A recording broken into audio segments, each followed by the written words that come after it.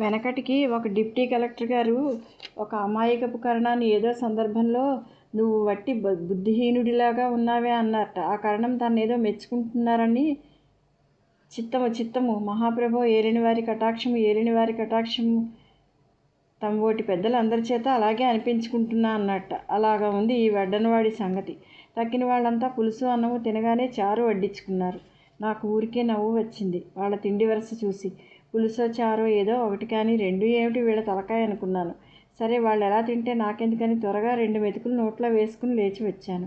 అక్కడ వరసంతా చూస్తే భోజనం చేసినట్లే లేదు నాకు.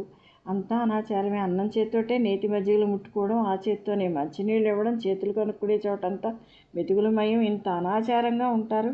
వీళ్ళకి అసహ్యం ఎలా లేదా అనుకున్నాను. భోజనం చేసి నా గదిలోకి వచ్చి కాసేపు విశ్రమించి చొక్కాలు తొడుక్కుని ఊళ్ళోకి బయలుదేరాను. నాకు జుట్టుముడి గిరిజాలు ఉండేవి. అవి తీసి వేయించి దొరటోపి ఒకటి కొనుక్కుని తర్వాత రైలు సంగతి కనుక్కుని వద్దామని ఉద్దేశం. వీధిలోకి రాగానే నడి రోడ్డు మీద ఇంజన్ లేకుండా రైళ్లు పరిగెడుతున్నవి.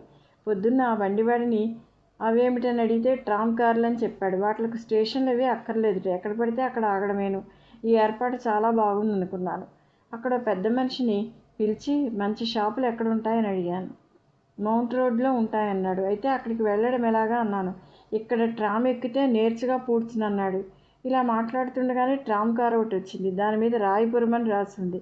అక్కడ ఆగకుండా అది వెళ్ళిపోతున్నది. అయ్యో పోతున్నదే అనే ఆదుర్దా కొద్దీ నాతో మాట్లాడుతున్న ఆయన మాట పూర్తిగా వినిపించుకోకుండానే ఆపండి ఆపండి అని కేకలు వేస్తూ పరిగెత్తాను. బండి కొంత దూరాన్ని ఆగింది. సరే, నా కేక వినబడి ఆపారు కదా, వెళ్ళేదాకా ఆగుతుందనుకుని పరుగు కొంచెం తగ్గించాను. బండి మళ్ళీ బయలుదేరింది. ఆపండోయ్ అని మళ్ళీ కేకలు వేస్తూ పరిగెత్తాను. ఓ మాట ఆగినట్లే ఆగడము, మళ్ళీ పరిగెత్తడము. ఇలాగా సుమారు మైలు పరిగెత్తి ఆఖరికి ఎలాగైతేనేమి అందుకున్నాను. ఎక్కి ఒక్క క్షణం ఆయాసం తీర్చుకునే లోపలనే ఏ రంగు కూడా తెలియని అలుగుడ్డు లాంటి కోటు ఇజారు తొడుక్కుని జుట్టుముడి మీద టోపీ పెట్టుకుని మెళ్ళో తోలు సంచి ఒకటి తగిలించుకుని టికాయిట్ సార్ ఎక్కడ పోవాలా అని ఒకడు వచ్చాడు. ఒక పావలా అతని చేతిలో పెట్టి మౌంట్ రోడ్ అన్నాను. ఏందయ్యా ఇందుక ఇంత దూరము వడి వస్తువి నిండా గట్టివాడు, ఎందుకయ్యా దిగు జల్దీ బండి వస్తోంది, అందులో పోవాలయ్యా అన్నాడు. అంటుండగానే ఎదురుగా ట్రామ్ కార్ ఇంకోటి వచ్చింది. అది తప్పిపోకుండా అందుకుందాం, ఇప్పటికే చాలా ఆలస్యమైందని బండి అట్టే త్వరగా పోవడం లేదు కదా అని టికెట్ ఇచ్చి అతను ఆగమంటున్నా వినక కింద కురికాను. ఉరకడంలో మొహం బద్దలయ్యేట్టు ముందుకి పడ్డాను. ట్రామ్ కారు ఆపి వాళ్ళు వచ్చి లేవదీసి అంత తొందరగా పడి దిగినందుకు 4 చివాట్లు వేసి వాళ్ళ దారిని వాడు చక్కా పోయినారు. వీధిలోకి వచ్చేటప్పుడు పొద్దుటి ఆ నల్లటి అరవాయిని ఎదురుగుండా వచ్చాడు.